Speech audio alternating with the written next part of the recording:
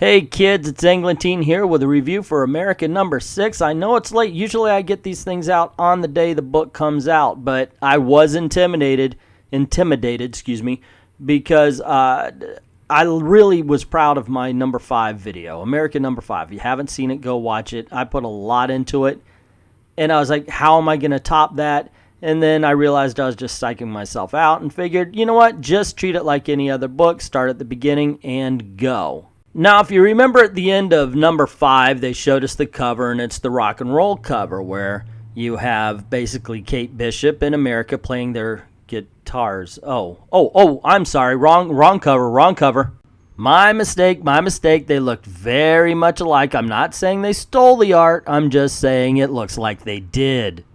Now, let's take a look at this cover here. We got Nova completely disinterested in whatever Chavez and Kate Bishop are doing. He's looking behind them. Along those same pages, along that same line, you have Loki and Riri looking past them, as well as the Hulk. Now, Loki and Riri are looking straight ahead, and the Hulk's looking up. So there's something going on behind them.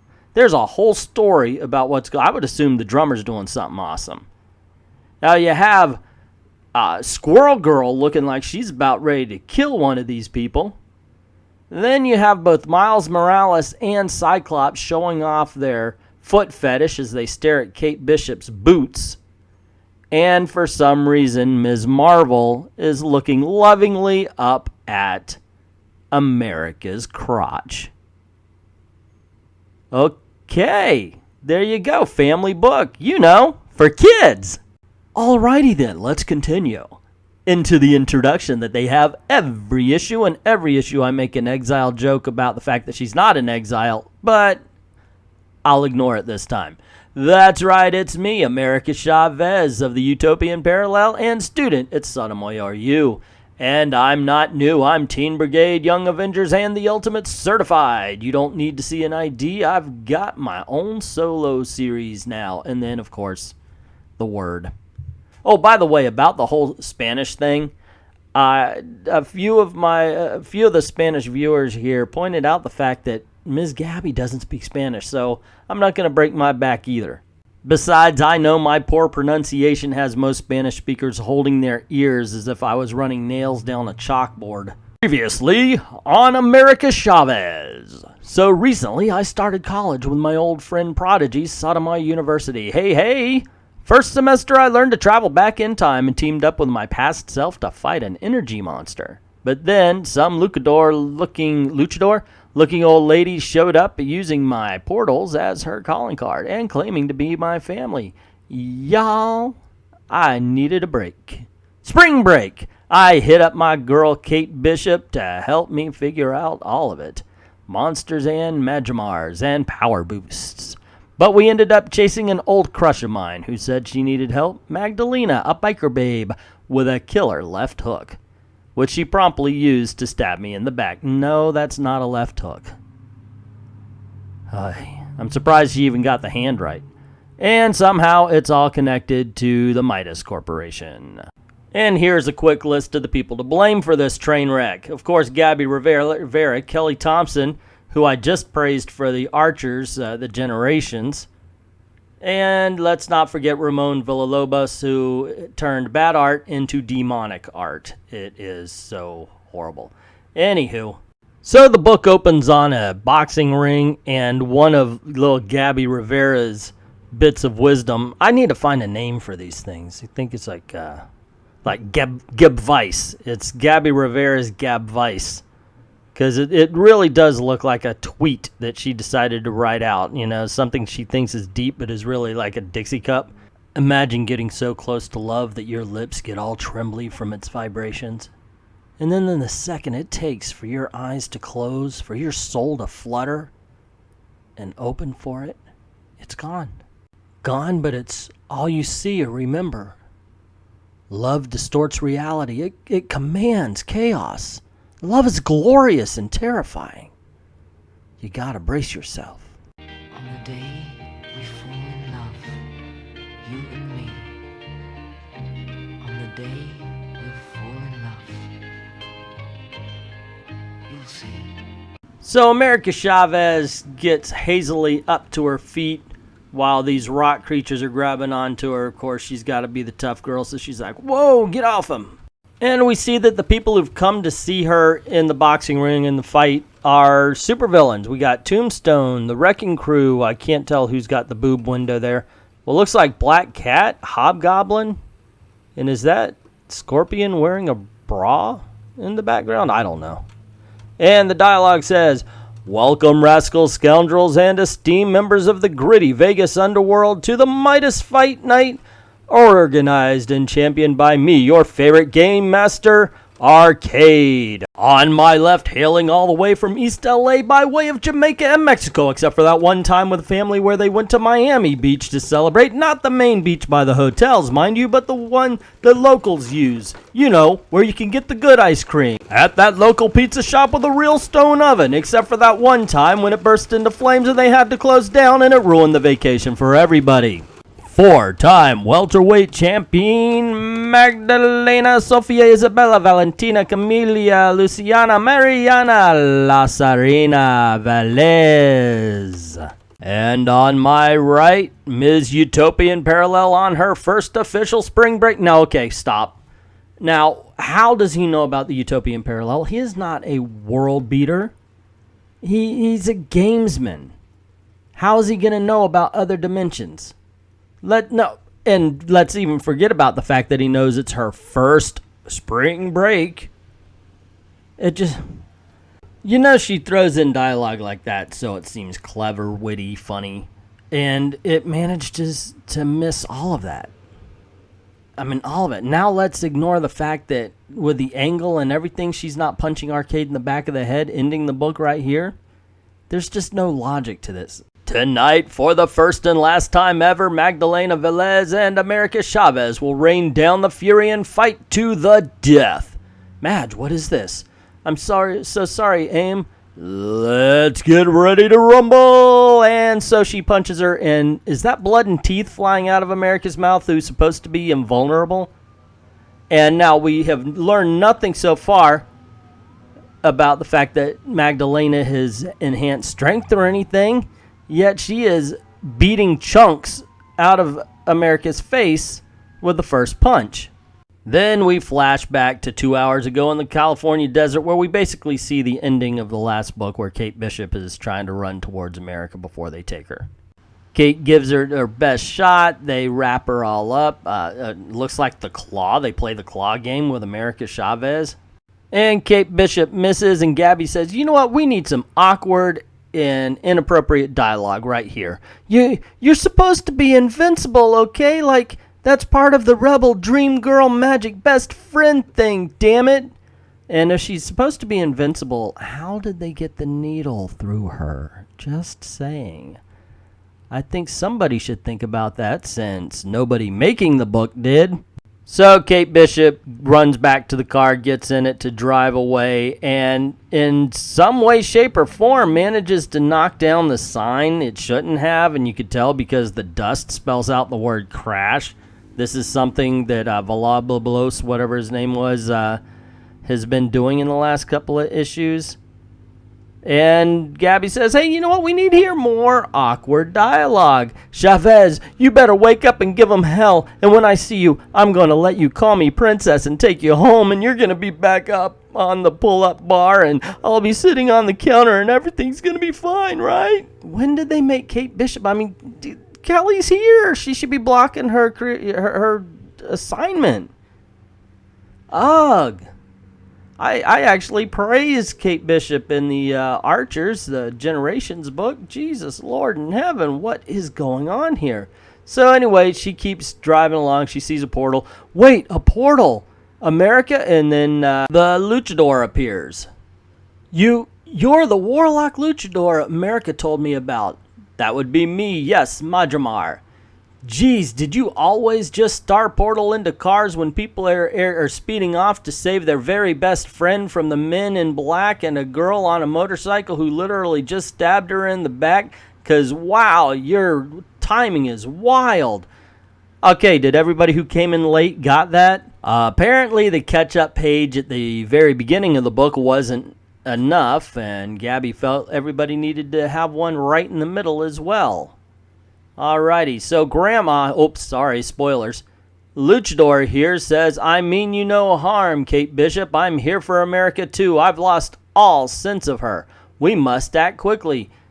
Is this your cryptic way of asking for a ride? She's in the damn car with you. Just go. So Madramar says, I've had my eye on these Midas monstros for decades. And Kate Bishop replies, lay it on me. I already know they sent cyborgs to Sotomayor. They've been setting a trap for America, and Magdalena just sprung it, and your armpit smells like anchovies and cheese. And then we cut back to where America and Magdalena are boxing. She says, hey, I could just pour this out of here. And Arcade says, whoa, you guys need a little motivation. And he shows that he's holding Magdalena's father hostage. So her dad says, hey, it's a trap. And Arcade goes, now, La Serena. And my gosh, this is one reason, just one of the many reasons Gabby Rivera sucks as a writer, is that every character talks like her, throws in these Spanglish terms. Arcade's been around for decades, and he's never been the guy who throws in Spanglish terms. Jesus Lord, you'd think he was Dora the frickin' Explorer. Anyway, he continues to say that if Magdalena doesn't win, Daddy's gonna get killed. If she does, she can walk away. And so she apologizes that she hits America in the face where America loses blood and teeth again. Now, America's supposed to be invulnerable and fast, so how is this happening? Even if she allowed herself to be beaten, it would be like hitting a stone wall. And while they talk about the whole, well, if you leave, I die, so, I have to beat you down, I'm a dead woman anyway, she's knocking America down, she's a normal fighter. Oh my God, all that tough talk for all these issues, and America's getting taken out. She's like Glass Joe over here. So America speaks up, girl, you've forgotten a few things about me. I don't need to escape. I'm a brick house, baby. That's why she's drawing blood every time she hits you and teeth are flying. Magdalena's so tough, even when she misses, blood flies out in the form of words. Look at that. It actually says whiff. Oh, my... Okay, so she asks where they're hiding them, says they got spaces all over. And then we cut to Arcade. Are they talking? There's no talking in boxing. I want carnage and mayhem and blood. And these little creatures, as do our patrons, Midas always delivers mindless ones to the ring at once. I'd take them both out myself if her orders weren't so strict. Watch what you say, Arcade. You are in her debt. And then, of course, all the mindless ones go up to fight. Meanwhile, in the hallway, mindless ones are being shot at with arrows. Okay, so there's a lot to dissect in this picture, and I think let's begin, of course, with the most obvious thing wrong with it, and that is that Madramar is looking over at us, at the camera, so to speak. I mean, that's the most obvious thing. Forget about the fact that you're still wondering what her cape's attached to. I mean, that's a big problem. I would guess dialogue. Dialogue's a problem here as well. The fact that they make her sound like a 12-year-old girl. This is for sabotaging my and America's first road trip ever. And because nobody puts Chavez in a corner. Oh, Gabby's been waiting to use that. She's held it in her pocket. Oh, yeah, I get to use it now. I got this great line. It comes from Dirty Dancing. You ever see that movie? My gosh, I love it so much. I can't wait to use it in a comic book. It has no point being in this particular scene. And I guess if we're nitpicking, if we're just tearing apart every little thing we can find, which, let's be honest, that's what I'm doing, why did the artist draw Kate Bishop jumping? If you have a jumping scene, you're either jumping from something or either down from something or up to something or to something. She's shooting a bow and arrow. She should be having her feet on the ground. What the hell? This is so freaking random. And here's another question. In relation to Kate's body, how big are her feet? Look at where freaking clown college did she get those shoes at? Her feet are as big as her freaking calf. Look at that. Holy Toledo and a half. What? Okay, guys, can we get a little perspective here? Small boobs, big feet. This girl's got one large dick. So Madramar continues with her air quotes Spanish while Kate Bishop says, "Hi, Mag's dad. We're here to get you home. Don't freak out, but have you ever traveled by Star Portal?" We cut back to the boxing ring where America's realized that Mags is telling her to kill him, and one of the mindless ones comes up to fight, and she's like, "Excuse you, creep. It'll take more than that to knock me out." Not much more, because her teeth are all over the map by now. Side note, that's a little more mindless ass than I intended to see when I first opened this comic book. So Glass Joe lets one jump over her, but then she gets popped, blood goes flying from her mouth again, and because the blood flew from her mouth, I guess she felt free to say, "Am I gonna have to destroy all of you at once?" That's hubris. So far, her fighting skill has been left wanting, and in the position she's in, she's not getting any kind of leverage until she gets those legs under her.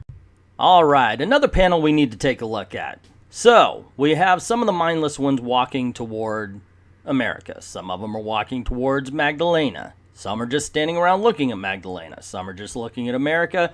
Magdalena looks like she's about to deliver that kill blow that Arcade is talking about. And one of the mindless ones are just pointing at Magdalena's crotch. So Villalobos really wants you to be looking at crotches today. And then a star portal opens up above them, causing America to go, "Whoa, no, whoa, no, whoa, wow, no." There we go. And all of a sudden we see Madramar fly through the star portal yelling something in Spanish. And Magdalene yells out, "Papi," as she sees her father and Kate Bishop come through the star portal, and the father says, "Haija, these people, they saved me, and we're about to break our kneecaps," as we see Madramar hit a couple of the mindless with her boobs.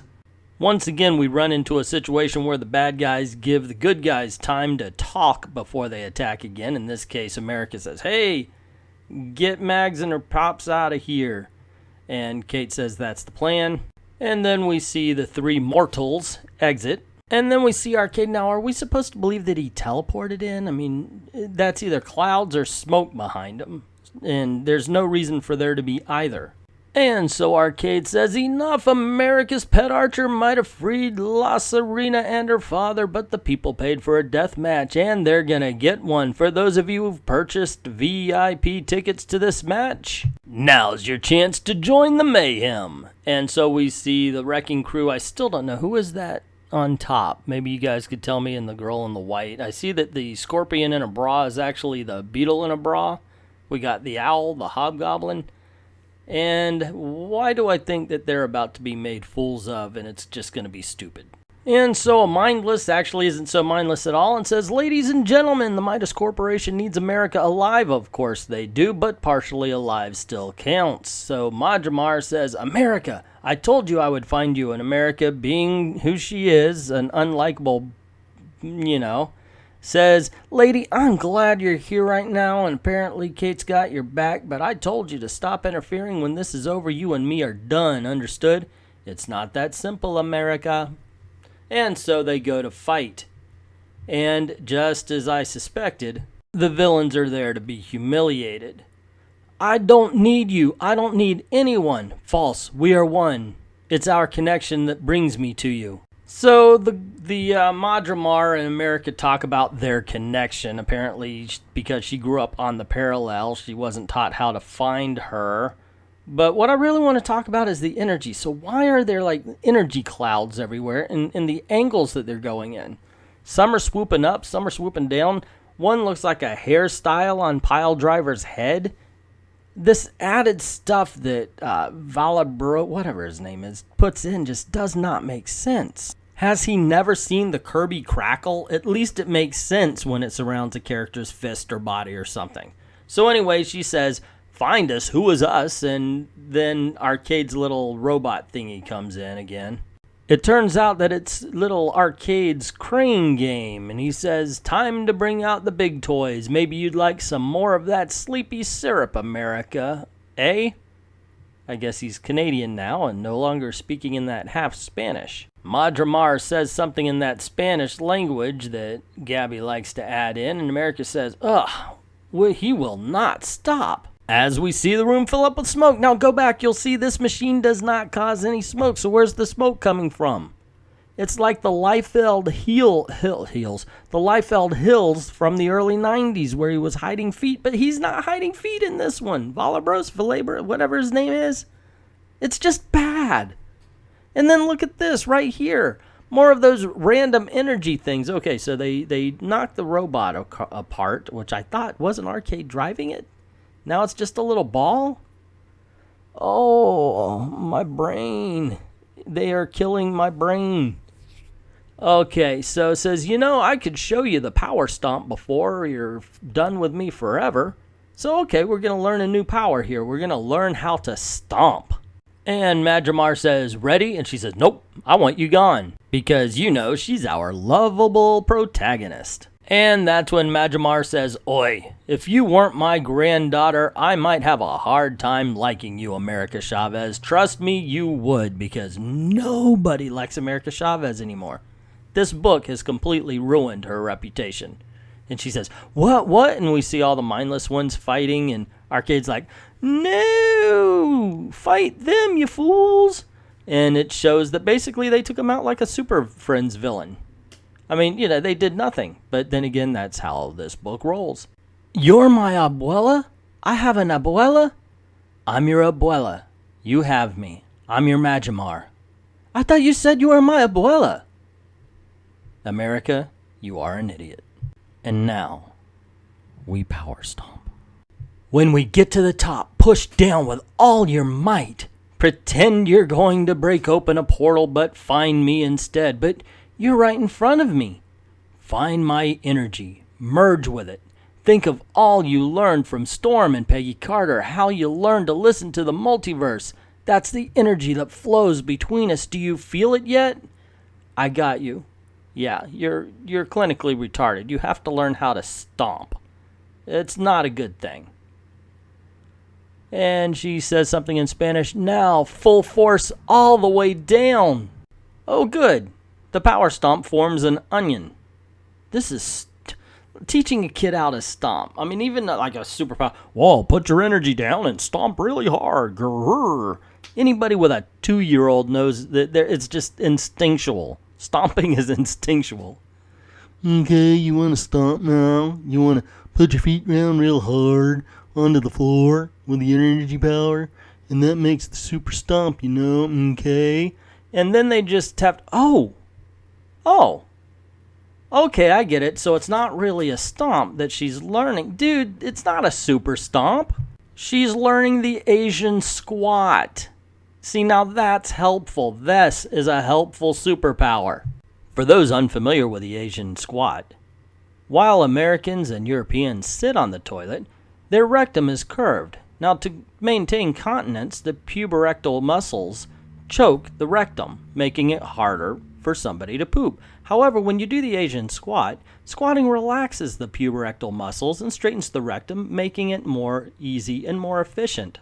And this is why the uninitiated American or European traveler may find themselves in places like Thailand over a squat toilet with little to no experience, only to poo right into the very pants that they thought were in the clear. Mind you, this is not from experience. It is a friend, a air quote friend. Now we know. And knowing is half the battle. So anyway, they end up doing the Asian squatters, they call it the power stomp, and America, because she's 12, declares it her new favorite move. And then Grandma replies, wait until you learn the subconscious suplex. And because it goes along with the conversation they're having, America says, are you really my grandma? Amalia was my daughter, and they ignore all the supervillains that just seem to be leaving. Maybe if Gabby could stay on a tone or build up an atmosphere in the books, we would feel something. But she drops to her knees. This is a lot. The whole grandma thing. I swear, if you're lying, I will come for you. You're bringing up my home. And all I have are memories of what I've always imagined they were like, and never once did anyone ever say to me, America Chavez, you have a grandma, you have other family, you are not alone. I don't get this. See, all throughout the series, they put a lot of random words in black, which means you're supposed to emphasize them. And in this case, there should be an emphasis on not and have. So it reads, you are not alone, America. You have family. We have each other. So it reads more dramatically instead of, you are not alone, America. You have family. We have each other. Why now? Why this ass-backwards way of contacting me, which is poorly written, but she's got a point. I mean, she hides around. She sends her through time, according to the story, and she shows up and she doesn't go, yoo-hoo, I'm your grandma. You know, she tries to do all the mystery bullshit. No, sorry, Gabby, it's a bad story, but everybody knew that. At this point, calling this bad writing is, I don't know, it's like calling it a comic book. It just is. So she says there's much to explain. Come with me. She says, I can't go back. She says, I'm not taking you to the parallel. I'm taking you to the ancestral plane. And then we cut to two dudes talking at a car, and the one dude that looks like Kate Bishop says, well, that's sorted. The police will take care of Arcade and his goons. There were no police. Hobgoblin was just walking out the door. There's no police. Nobody stopped them. Nobody cuffed them. Which means we can get to the good stuff. Be honest. You love her, love her. Love her, love her? I'm not 8, Kate. What are you talking about? Love her, love her. We're adult beings. And because Gabby has a fantasy that all women want her, she has Magdalene say, in my own way, I've always been in love with her. But you love her too, don't you? She's the Thelma to my Louise. Minus the driving off the cliff part, because timely references. Look, I'm a pretty nosy person, but I just like knowing stuff, so I can help, which is also annoying, and we don't really know each other, but it's okay. You're her people, so we're people. Ask. Midas is this extra sinister cyborg-making group of malevolent sociopaths, right? So what else did they have on you to get you to... And then from here on in, it's basically the old Scooby-Doo ending where the big plan is revealed and you find out that, it's basically what we already know. Well, they had my dad, but I didn't know we were going to fight, but then I thought it'd be killed. And then I knew I couldn't hurt her, which is stupid because we've got panel after panel of her knocking America's teeth out.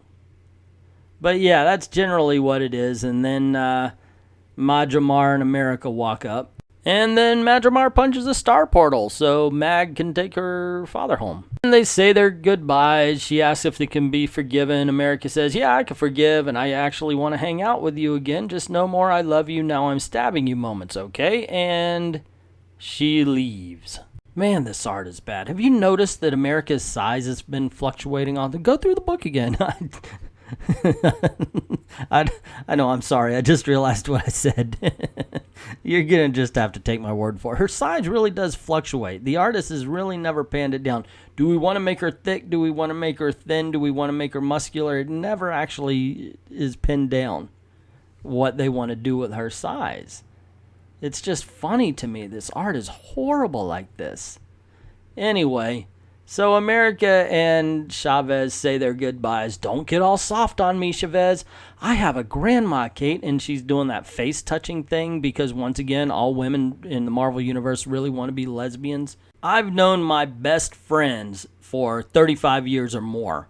So if I touch their face like that, it would be a fight. And they would be in the right to tell you the truth. I would deserve a butt kicking.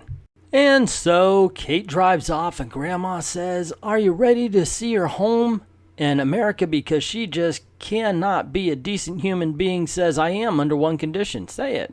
When spring break is over, I'm going back to Sotomayor, and you can't just be interrupting my work and my life. We have to navigate this together. Deal? Deal. How about, yeah, let's do that. Let's go out. Let's learn about it. Nope. America has to be a biatch. And so they leave into the star portal. Cut to one of the mindless ones saying, Mistress, we just weren't ready for the combined powers of two of them.